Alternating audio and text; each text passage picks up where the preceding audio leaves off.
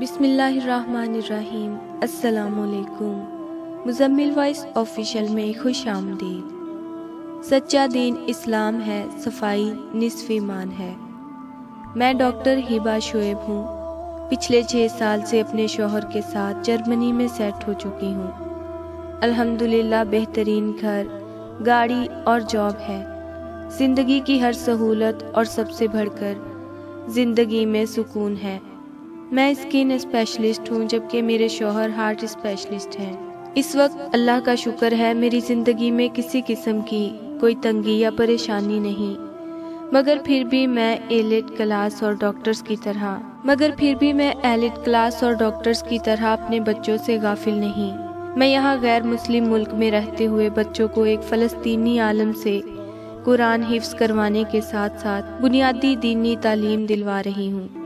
میری سب سے بڑی خواہش یہ ہے کہ میرے بچوں کے پاس کم از کم اتنی دینی تعلیم ضرور ہو کہ میری موت کے بعد وہ مجھے شرعی طریقے سے غسل دے کر کفن پہنانے کے بعد قبر میں دفنا سکیں۔ اور میں چاہتی ہوں تمام امت مسلمہ اپنی اولاد کو اتنی اسلامی تعلیمات ضرور دلوائیں کہ وہ اللہ تعالیٰ کے احکامات کے مطابق زندگی گزار سکے۔ قارئین کرام، میری یہ سوچ بننے کی ایک خاص وجہ میری ایک مریضہ تھی۔ مجھے یاد ہے میں ان دنوں کراچی کے ایک مشہور پرائیویٹ ہسپتال میں اپنے فرائض منصبی سر انجام دے رہی تھی کہ میرے پاس فلاحی ادارے کی ایک لڑکی کو لایا گیا تھا جس کی اسکن الرجی کی وجہ سے زخمی ہو چکی تھی، اور تقریباً شہر کراچی کے تمام اسکن اسپیشلسٹ سے وہ فلاحی ادارہ اس لڑکی کو چیک کروا چکا تھا۔ میں نے تمام رپورٹس اور استعمال ہونے والی ادویات کا جائزہ لیا جو میرے خیال میں بہترین ادویات تھیں۔ میں نے دوبارہ ٹیسٹ رپورٹس پر نظر ڈالی مگر وہاں کسی قسم کی کوئی بہتری ظاہر نہیں ہو رہی تھی۔ میں نے سابقہ ادویات میں سے کچھ کم کر کے ایک نئے نسخے پر انہی پرانی ادویات کو تجویز کر دیا اور 2 ہفتے بعد ٹیسٹ کروانے اور دوبارہ چیک کروانے کا کہا۔ لڑکی کا نام انابیہ تھا جو ابھی فقط 26 سال کی تھی، مگر اس کی بیماری نے اسے اتنا عجیب بنا دیا تھا کہ لوگ اس کے قریب تک نہیں بیٹھتے تھے۔ اس کو سب سے الگ تھلگ کونے میں ایک کمرہ دیا گیا تھا اور کمرے سے باہر آنے کے لیے بھی اسے مخصوص وقت دیا گیا جب ادارے میں قیام پذیر باقی سب لوگ اپنی اپنی رہائشوں میں جا چکے ہوں، تاکہ انابیہ کی وجہ سے کسی کو پریشانی کا سامنا نہ کرنا پڑے، نہ ہی لوگوں کا حد تک آمیز رویہ دیکھ کر انابیہ کے دل کو ٹھیس پہنچے۔ جب انابیہ کا کیس میرے پاس آیا تب میں بھی مذہب سے کوسوں دور تھی، البتہ پھر بھی اپنی صفائی ستھرائی اور طہارت کا خیال رکھتی تھی، مگر میری اس مریضہ انابیہ نے مجھے مذہب کا ایسا پیروکار بنایا کہ میں دوبارہ راہ رات سے بھٹکتی۔ یہ بہت دور کی بات ہے۔ انشاءاللہ میری آنے والی نسل بھلے ہی اس غیر مسلم ملک کے جدید ماحول میں پرورش پائے، مگر اپنے ہر قدم ہر فیصلے میں اپنے مذہب اور احکامات خداوندی اور رسول اللہ صلی اللہ علیہ وآلہ وسلم کو مد نظر رکھے گی۔ خیر 2 ہفتے بعد انابیہ کو دوبارہ میرے پاس لایا گیا، مگر مجھے دیکھ کر حیرت کا جھٹکا لگا کہ اس کی حالت میں بال برابر بھی بہتری نہیں آئی تھی۔ میں نے ٹیسٹ رپورٹس چیک کی، ان کے مطابق بھی مرض میں کسی قسم کی معمولی سی کمی بھی واقع نہیں ہوئی تھی۔ میں نے امریکہ اور چائنا میں موجود اپنے شعبہ کے 2 کولیگ سے مشورہ کیا اور دوا میں ایک بار پھر تھوڑی تبدیلی کر کے 2 ہفتے کا وقت دے دیا، مگر ان 2 ہفتوں میں مسلسل میرا دماغ انابیہ کی بیماری اور تکلیف میں الجھا رہا۔ میں بہت پر امید تھی کہ اب والی ادویات سے انابیہ کی حالت میں بہتری آ جائے گی، مگر افسوس کہ 2 ہفتے گزرنے کے بعد جب میں نے انابیہ کی حالت دیکھی اور اس کی ٹیسٹ رپورٹ کا جائزہ لیا تو حالت پہلے جیسی ہی پائی۔ میں نے ایک بار پھر تمام کولیگز جو بیرون ملک مختلف ممالک میں اپنے فرائض سر انجام دے رہے تھے ان سب سے انابیہ کا کیس ڈسکس کیا، پھر خاص طور پر انابیہ کی خاطر فیس بک میسنجر پر ایک گروپ بنایا۔ انابیہ کی الرجی کی وجہ سے اتری ہوئی جلد کی سیمپل بھی امریکہ، نیوزی لینڈ اور چائنا میں موجود اپنے کولیگز کی مانگ پر ان کو بھجوائے تاکہ وہ سرچ کر سکیں اور خود بھی اس مرض کے حل کی تلاش میں لگنے کے ساتھ ساتھ اس کی وجوہات پر میں بھی تحقیق کرنے لگی۔ اس تحقیق کے دوران میں خاص طور پر کنگ ایڈورڈ میڈیکل یونیورسٹی میں متعلقہ شعبہ کے ہیڈ سے ملی، الائیڈ ہسپتال کے HOD سے ملی اور اسلام آباد کے مشہور و معروف پرائیویٹ ہسپتال کے علاوہ پاکستان نیوی کے ہسپتال میں متعلقہ شعبے کے HOD سے بھی ملی۔ ان سب لوگوں اور بیرون ملک مقیم اپنے دوستوں کے مشورے سے ایک بار پھر ایک نیا نسخہ تجویز کیا، اور اب کی بار جب انابیہ میرے پاس آئی تو بنا کوئی رپورٹ دیکھے یا بیماری کے متعلق بات کیے میں نے انابیہ کو نئی دوا کا نسخہ پکڑایا اور اس سے اس کے ماضی کے بارے میں جاننے لگی، خاص طور پر جب یہ مرض اسے لگنا شروع ہوا تھا۔ انابیہ کراچی کے ایک معروف بزنس گھرانے کی لڑکی تھی، مگر حیف کہ اس کے والدین پیسہ کمانے میں اتنے مشغول تھے کہ انابیہ کو فقط کلمہ طیبہ کے سوا اسلام کی کوئی بنیادی بات معلوم نہ تھی، یہاں تک اسے نماز بھی نہیں پڑھنی آتی تھی، اسے نماز کی رکعتوں تک کا نہیں پتہ تھا۔ گھر کا ماحول انتہائی آزاد خیال تھا، والدین کا بچوں پر نظر رکھنا تو دور کی بات، انہوں نے ایک دوسرے پر بھی کبھی نظر نہیں ڈالی تھی۔ گھر میں 3-4 ماہ بعد فنکشن پر ساری فیملی اکٹھی ہوتی تھی، ورنہ ہر کوئی اپنے کام میں مشغول تھا، ہر کسی کے اکاؤنٹ میں ضرورت سے زائد رقم موجود تھی۔ انابیہ نے آغاز جوانی میں ایک لڑکے سے تعلقات قائم کر لیے، بلکہ بنا والدین کو بتائے اس کے ساتھ مری اور شمالی علاقہ جات کے علاوہ بیرون ملک بھی دورے کر چکی تھی۔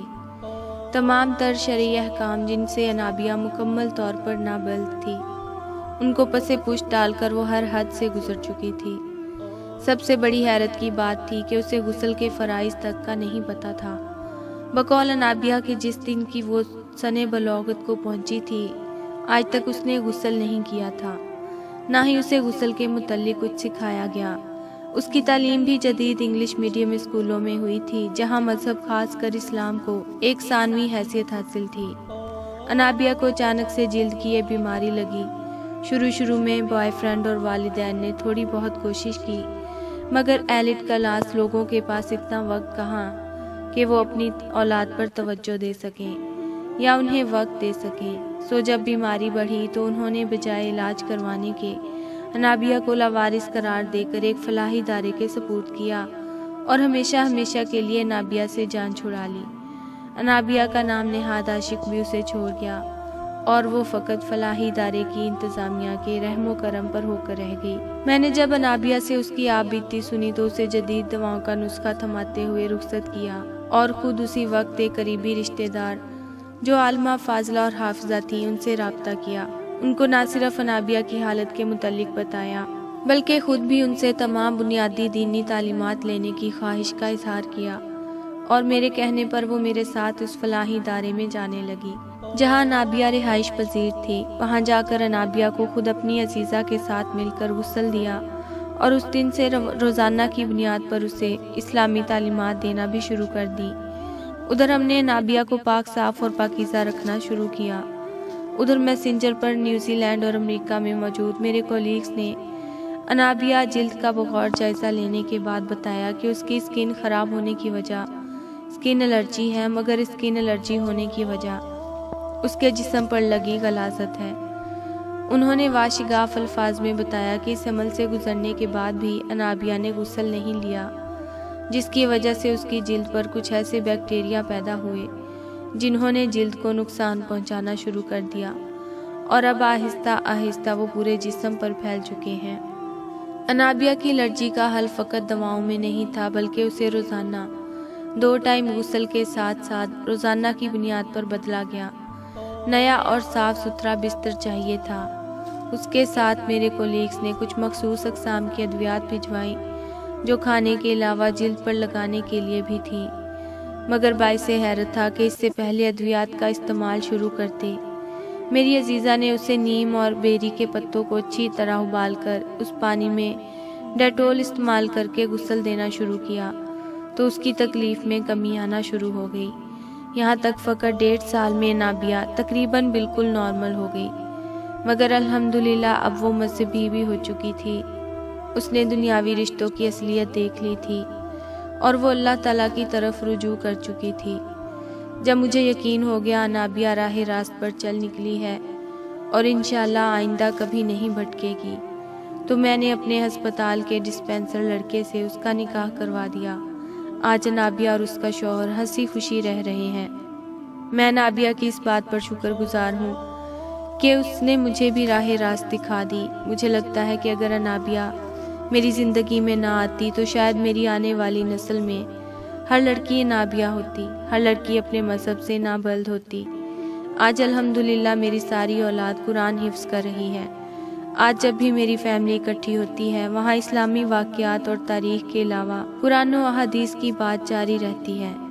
آج میرے بچے ایک دوسرے کو شرعی مسائل سکھاتے ہیں اور میں بھی ان سے سیکھتی رہتی ہوں۔ میرے شوہر ہر ماہ 2 دن کے لیے راہ خدا میں تبلیغ کے لیے نکلتے ہیں۔ میں تمام تر اور خاص کر ایلیٹ کلاس کے والدین کو بتانا چاہتی ہوں، مذہب سے دوری، بے پردگی، فحاشی و عریانیت کو آج ایلیٹ کلاس کی پہچان مانا جاتا ہے، مگر یہ فقط بے راہ روی اور دین سے دوری ہے، بلکہ حقیقی ایلیٹ کلاس فیملی کسی دیہات کی چھوٹی سی مسجد کے امام کی فیملی ہے، جو صبح روٹی کے چند ٹکڑوں سے سحری کر کے روزہ رکھتی ہے اور سارا دن قرآن کریم کی تلاوت کر کے اپنی آخرت کماتی ہے۔ شام کو ایک کھجور یا چٹکی بھر نمک سے روزہ افطار کر کے اللہ تعالیٰ کا شکر ادا کر رہی ہوتی ہے۔ ایسے لوگ دنیا اور آخرت